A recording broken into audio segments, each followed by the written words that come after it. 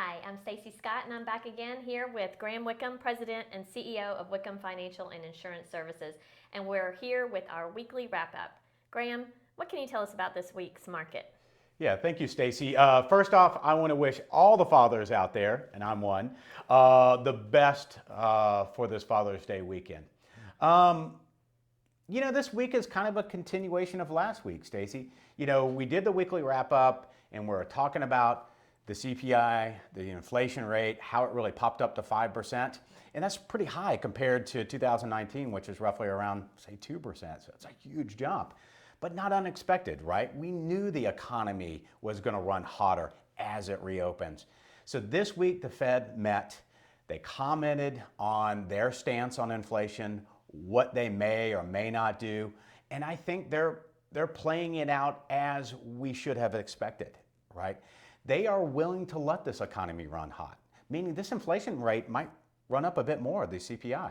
I would not be surprised, because I think they're looking to really make sure employment is in place.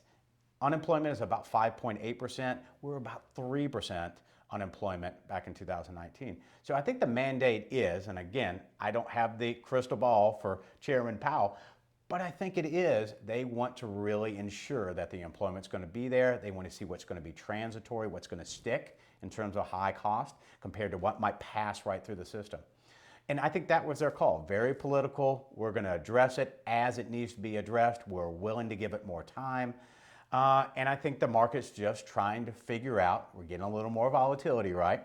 The market's trying to figure out what direction it wants to go in. Is it growth stocks? Is it value stocks? Is it a combination of, which I think is probably a little more appropriate.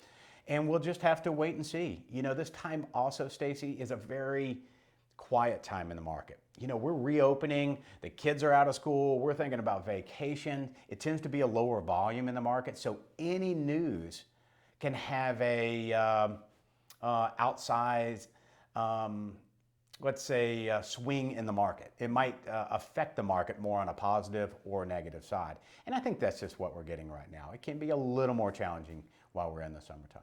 Right. Well, they're interesting times for sure. And as always, we appreciate your insight. Thanks again for joining us today, and we hope you all have a great weekend. Thank you. Have a great weekend.